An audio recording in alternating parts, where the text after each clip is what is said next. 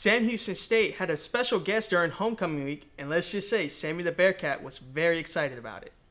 The Houston Zoo's own Hannah the Bearkat paid a visit to Sam Houston State to meet the students and some of the faculty. She's just 10 years old, and this is her third year visiting the school. She's also one of the only few Bearkats in captivity in the nation. For some students, it was their first time seeing a Bearkat. President Hoyt and Sammy were there to greet Hannah and also got a chance to get up close to her. Even Sammy tried to win Hannah's heart, and looked like he did, so good luck to them two in the future. Homecoming week has come to an end. Here are the highlights. Homecoming parade is an annual tradition in homecoming at Sam Houston. In the parade, they had different organizations from the university, Huntsville ISD, and the city of Huntsville. Candy was given out to the people that attended the event. This year's theme was Bearkat Heroes, which those in the parade dressed up as their favorite superhero. Some of the sponsors in the parade included Domino's, Wiesner of Huntsville, Little Caesars, Papa John's, Pizza Hut, and many more. Some of the organizations from the university included LULAC, Alpha Omicron Pi Sorority, Project Sunshine, and Program Council, who organized the parade. Both the Sam Houston University and Huntsville ISD sports teams were in attendance, along with each school's marching band. It was a fun event for an entertaining week in Huntsville. This year, the election proved that your vote does count. Some states had a candidate win with a single percentage point. The people wanted to be heard, which is reflected in the early voter turnout this year. One student shares why she believes a vote counts. I served for my precinct for 2 presidents, and I truly believe that my voice is being heard because I was part of the system. The results of this election impacts Americans, immigrants, and even foreign exchange students. One foreign exchange student shares what he would like to see in a candidate if he could vote. I would look for someone who would like to ease the immigration process, like since a lot of students coming from all parts of the world to the United States for education purpose, and what they look for, they want to settle over here and get a job. So I would like someone who can ease our process so that we can apply for a job in easy process. Aguilar describes politics back in his home country, which is India. Too much lawlessness back in my country. People are getting fooled by the candidates, and they are voting because they have this whole social media campaign where they put like photoshopped images, and they try to fool people over there, and they try to go to the candidate who are representing that party, who are doing the Photoshop things. So it's kind of worse, and everyone is above the law over there. Although not everyone thinks positively about the United States government. One resident in Huntsville, George Russell, shares his view on the government here within the country. I think the Electoral College takes over. I don't think George W. Bush actually won the election. I think there's a whole lot of horse trading and rigging going on. I think with electronic voting, it is so easy to manipulate the statistics. I really do believe that there is voter fraud. The election has come to a close. Some people took advantage of early voting, others waited until Election Day, and some people just did not vote for one reason or another. This has been Cheree with the Sam Houston Network.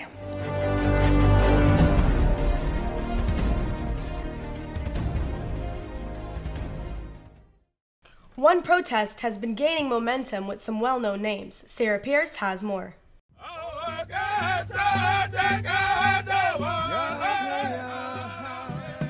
The protests of the North Dakota Pipeline have united citizens across the world, celebrities, and even dozens of tribes. This unity of Native American tribes is unprecedented, being the largest Native American mobilization in almost 150 years. Becky Ethridge, a history major, finds the construction upsetting. We're learning about how the Indians have been pushed and pushed and pushed and constantly pushed off of their reservations, and when they were put on the reservations, they're like, okay, this is your place, but then they keep getting pushed off. It's kind of really upsetting me that it's still happening today. The pipeline being protested would cross the Dakotas, Iowa, and Illinois. There are thousands of people protesting the construction because the pipeline will also cross sacred burial grounds and the Missouri River, which is the main source of water for the Standing Rock Sioux tribe.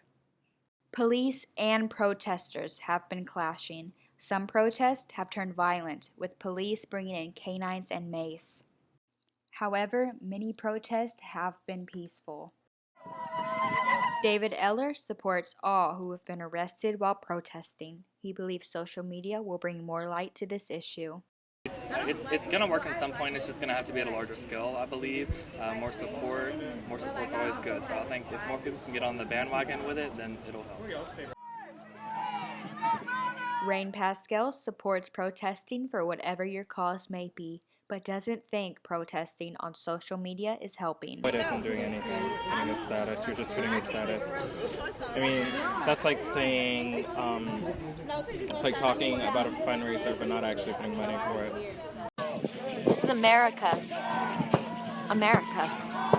And look what we're faced with when we're trying to protect clean water. Protesting in person and online while live streaming to thousands, actress Shailene Woodley showed herself and hundreds of others standing outside a construction site. Police lined up on both sides of the road as Woodley and her group tried to walk back to their RV. It's just eerie.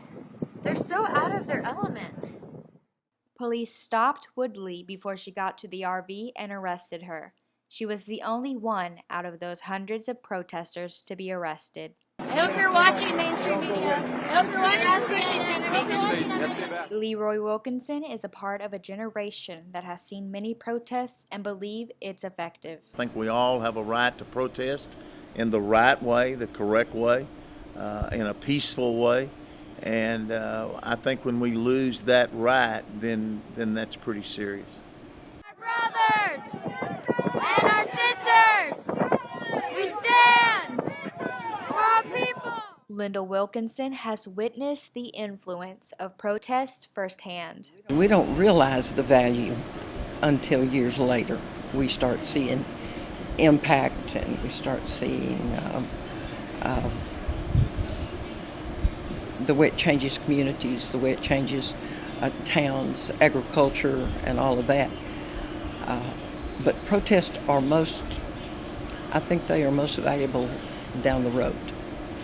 Shailene Woodley was recently honored at the Environmental Media Association Awards for her activism. This is a very real thing that we are dealing with. And the time is not tomorrow. The time is now. There's been a misconception that we have to fight with knives by our sides and with anger and with violence. And what we are seeing right now at Standing Rock is that thousands of people are committed to fighting and winning a battle against corporate greed with nothing but love and compassion, prayer, and ceremony. This has been Sarah Pearce with Sam Houston Network. Yeah. Comment, subscribe. All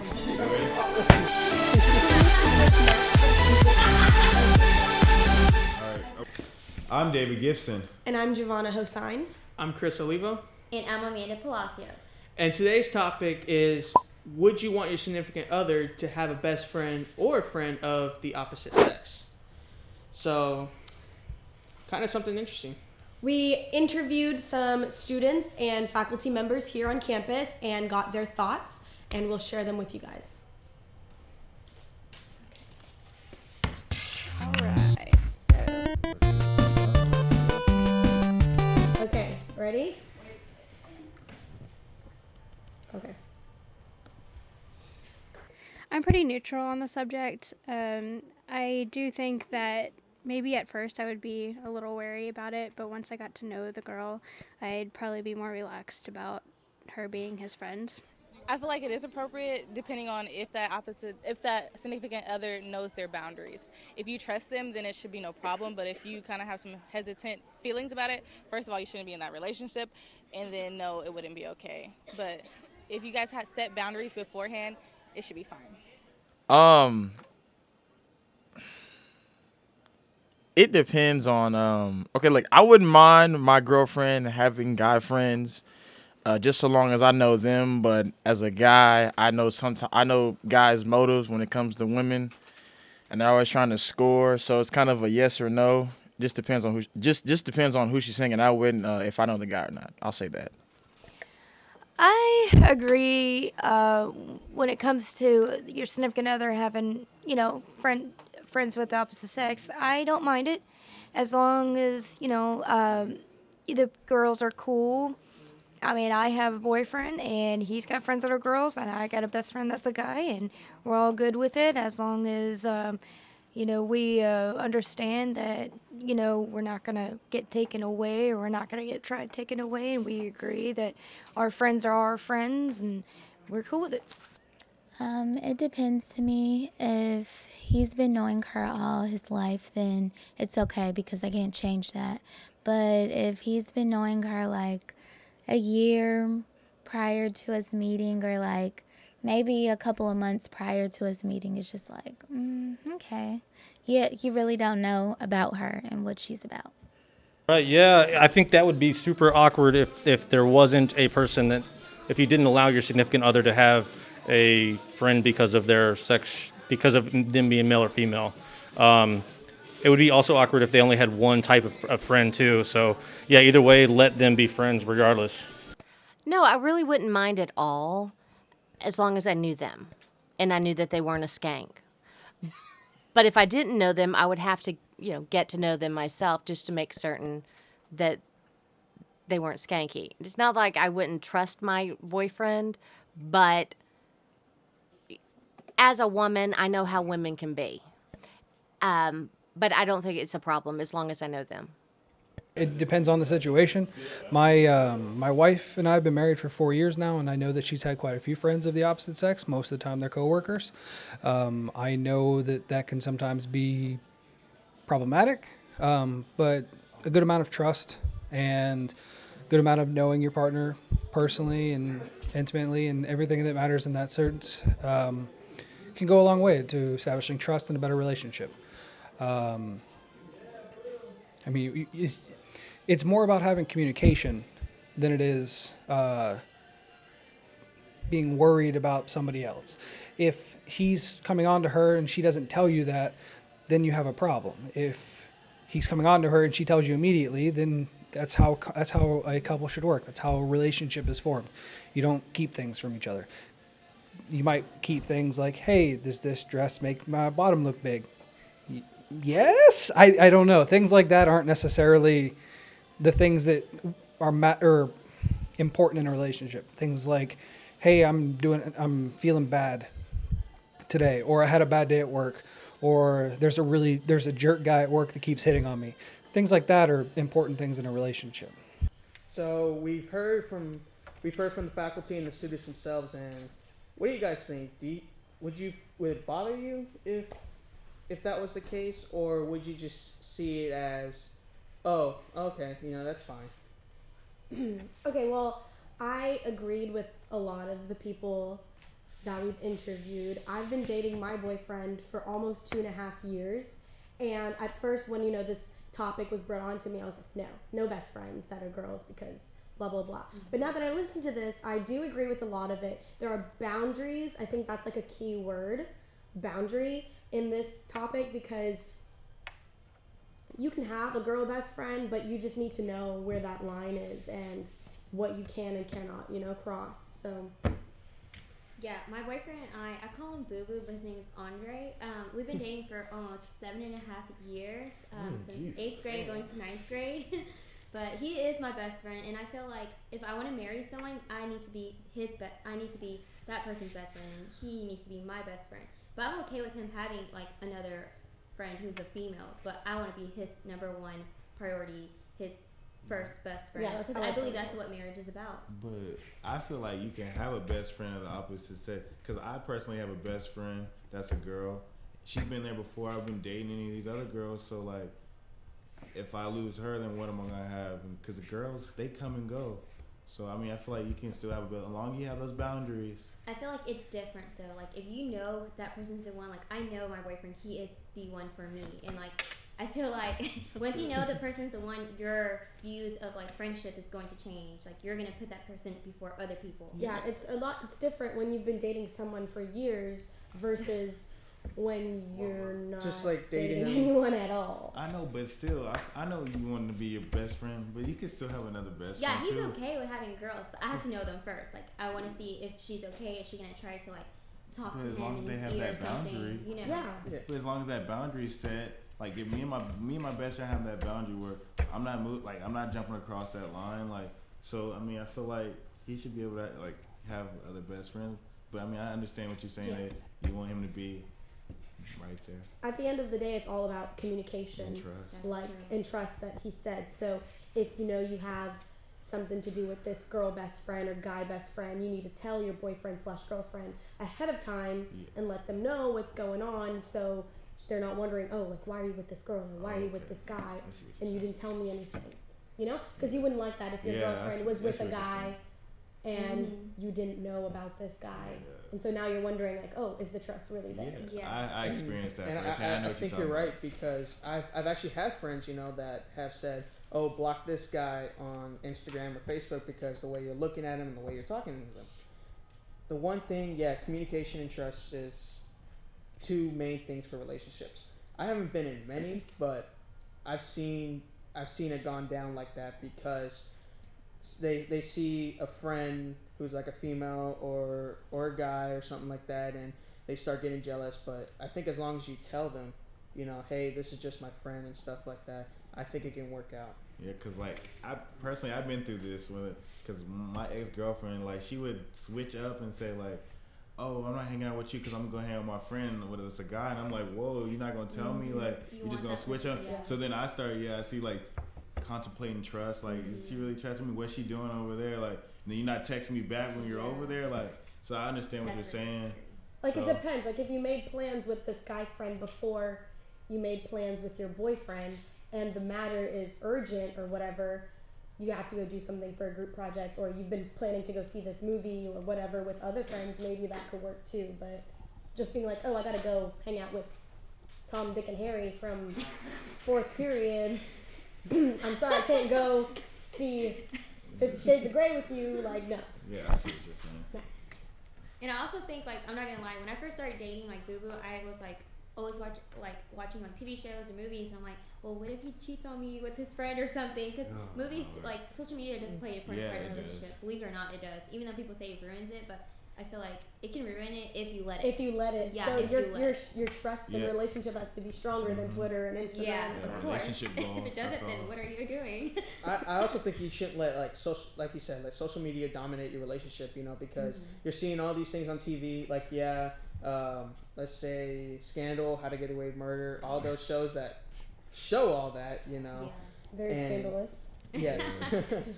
And I think that's just key, you know, don't let technology, you know, get the best of your relationship, you know. If you have a problem, just, you know, talk it out. Yeah.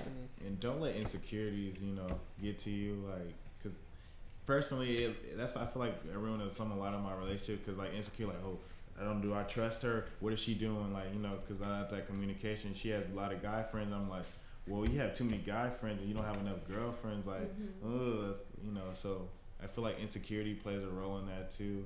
Yeah, and that's something you have to establish from the beginning of your relationship. Like, if you're a very insecure person and you're going ahead and you're going to meet this other person that you're about to date, you have to establish what you're insecure about and what you guys can work on together, so things like that don't happen in your relationship and then cause it to fall apart. So yeah, it's true. That's what I learned. So overall, let's just say that you were just starting up a relationship. We'll say it's been going on for like 3 months, and your significant other says, hey, you know, I have this friend, we have to work on this project. What would be the first thing that comes into your mind? So you say they have a friend that they have to work on a project for? Yes. I would let them go, but I would make sure like they text me, like, not, cause like my ex, she would go over there for like 4 hours and not reply to my text. So then like I'm getting mad, like, why you not replying? So as long as you give me that communication and we talk about it, I'm gonna trust you. Like, if I feel like I can trust you, like, until you like do something, then I'm like, no, I don't trust you. What are you doing? So I feel like I would trust her. I would let her go, do her group project, cause you know you gotta get them grades up. So I would ask where and how long you're gonna be there. So like, if they don't text me back, I'm gonna drive over there and find people. What are you doing? That's how I am. So I want to know where and how long is it going to take. Yeah, and I think that's different from like, oh, I have a group project to, oh, I'm gonna go spend the day with this guy friend. We're gonna go get some ice cream and whatever. Like that's a lot different. If it's a group project, I'll let you do your thing. Like you don't have to text me back. I understand you're doing math or whatever. But if you're down over at what's the ice cream place in Huntsville? Three Spoons. Three Spoons yogurt shop, and you're not replying me. Yeah. Like I know that ice cream's not that good. Like you're gonna, but you know. So you must be interested in someone else then if they're not texting back. So I feel like I don't know. I just feel like if they don't constantly communicate with you, I feel like they might be up to something. Because then like that makes your insecurity like. You know, but we don't have that problem because we're mass communication majors. So communication is our thing. But do you see it sometimes? I know some people will see it this way. Do you see it as something being like overly protective or being too strict in it? Do you see it as in any way that being the reason why they're like, oh, you don't trust me? No. That's my boyfriend. Like, we know, like, we don't have to do that. That's already been established since, like, our 3rd month going into the relationship. Like, that's something that needs to be established in the very beginning. So I don't think it should be a problem. For me, I'm very protective over what's mine, and he's the same way. Like, you know, Yeah, I mean, if a guy stares at me, he'll make it known. Like he'll be like, "Don't look at my girl" or something like that. But I love that. Like as a girl, you know, as a guy, you feel manly to let people know, like that's my woman, and that's my girl. Yeah. Like you don't, Yeah, I'm just protective. Like I don't want something to go wrong in a relationship because I love who we are. So if like if a girl like ruins it, I'll be so upset. I'm gonna come after her. I'm just kidding. Nah, you don't do that. But I don't know, like. I don't know. I feel like some people might be overprotected, like more overprotective of, you know, their relationship because they don't want to lose it because, like, you know, they've been hurt before, so they don't want to go through the same problems. So then maybe that's why they might be overprotective. But me personally, like, I'm really relaxed and like laid back, but as long as you don't like, you know, you constantly communicate, you don't go behind my back and like quit switching plans. Like if we made plans, like don't switch them up for another guy. Like. Yeah. I thought I was more important than him because we're together. So, I mean, I feel like you have to have trust and communication, constant communication. Yeah, that's key. Yeah. So we could pretty much all agree to disagree that, you know, there are boundaries in relationships, and when you have a best friend of a significant other with the best friend of an opposite sex, then, you know, there's lines and there's boundaries. And that line. All right, that's a wrap on Table Talks. If you have any comments or any questions, just leave it in the comments below. Be sure to check us out on our Facebook page, follow our Twitter, and our YouTube page. Let us know what you think about today's topic or any suggestions for other topics that might be controversial. And that'll do it for us here at Sam Houston State. For SHN. SHN.